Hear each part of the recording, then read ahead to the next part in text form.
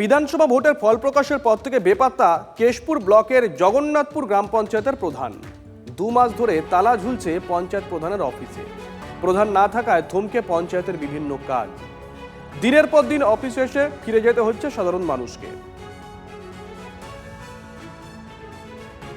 দীর্ঘদিন প্রধান মিসিং, আর তার ফলে সাধারণ মানুষের কথাতেই বলি যে এবার হয়তো মিসিং ডায়েরি হবে প্রধানের নামে। প্রধান নিখোঁজ, থানার দ্বারস্থ হতে চাইছেন এখানকার এলাকার স্থানীয় বিজেপি নেতৃত্ব থেকে সাধারণ মানুষ। প্রত্যেকেরই বক্তব্য যে এবার হয়তো প্রধানের খোঁজে পুলিশের দ্বারস্থ হতে হবে সাধারণ মানুষকে। কেননা বহু কাজ যেমন আটকে থাকছে, সেই রকম প্রধান না থাকায় সমস্যায় পড়তে হচ্ছে পঞ্চায়েতকে, সাধারণ মানুষকে। তাই সাধারণ মানুষ কি উদ্যোগ নেয় সেটাই কিন্তু দেখার বিষয়। জগন্নাথপুর থেকে ক্যামেরায় সুজয় নায়কের সাথে দেবব্রত সরকার, TV9 বাংলা। একাধিক দুর্নীতির সঙ্গে জড়িত প্রধান, পালাবদলের পর ভয়ে পালিয়েছেন অভিযোগ করছেন স্থানীয় বাসিন্দারা। সে নিজের ব্যক্তিগতভাবে সে মনে করছে যে হয়তো কোনো তার উপরে কোনো প্রেশার ফেলা হবে, চাপ ফেলা হবে, ওই জন্য আসতে চাইছে না। অবশ্যই কারা প্রধানের, নিশ্চয়ই দুর্নীতির সাথে তো সবাই জড়িত। টিএমসি যত ছোট থেকে বড়, অবশ্যই সেই ভয়ে আসছে না। প্রধান অ্যাকচুয়ালি যা দুর্নীতি করে গেছে এখানে এই এলাকায়, সেই ভয়ে আসছে না, অন্য কোনো কারণ নেই। প্রচুর দুর্নীতি করেছে।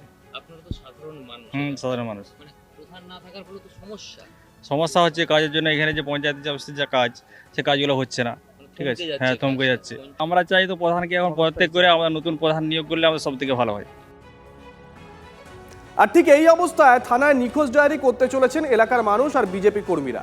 প্রধান না থাকায় কোনো রকমে কাজ সামাল দিচ্ছেন উপপ্রধান। আমাদের প্রধান যা দুর্নীতির সাথে জড়িত আছে, ওই ভয়ে প্রধান আসছে না। সমস্ত দুর্নীতির সাথে জড়িত, একবার বালি থেকে, মানে গাছ থেকে, একবারে এখানে রাস্তা থেকে, ঘরের পারমিশন করতে আসলেও সেখানে টাকা নিত। হ্যাঁ, সব দিক থেকে প্রধান দুর্নীতির সাথে জড়িত আছে। প্রধানের নিজস্ব এলাকা থেকে, তারপরে পার্টি অফিস থেকে, তার বুথে আর্মস বেরিয়েছে, ওই ভয়ে আরও আসছে না। মানে এমন মাতব্বর একটা প্রধান ছিল আমাদের। আমি ধরুন একটা বাড়ি করব, তাতে একটা ইঞ্জিনিয়ার প্ল্যানের সই একটা লাগবে প্রধানের, সেটা তো 10,000, 15,000, 20,000 এরকম করে টাকা নিয়ে যায় মানুষের কাছে। তো উনি আসলে উনি কি ছেড়ে দিবে সাধারণ পাবলিক? সেই ভয়েই আসছেন। প্রধান মানে যেদিন থেকে মানে রেজাল্ট মানে বেরিয়েছে, নতুন সরকার আসছে, তখন থেকে মানে প্রধান মানে সেদিনে রেজাল্টের আগেই বেরিয়ে গেছে। সে কোথায় আছে এখন বলতে পারবো না, মানে অঞ্চলকে আসছেনি আর কি।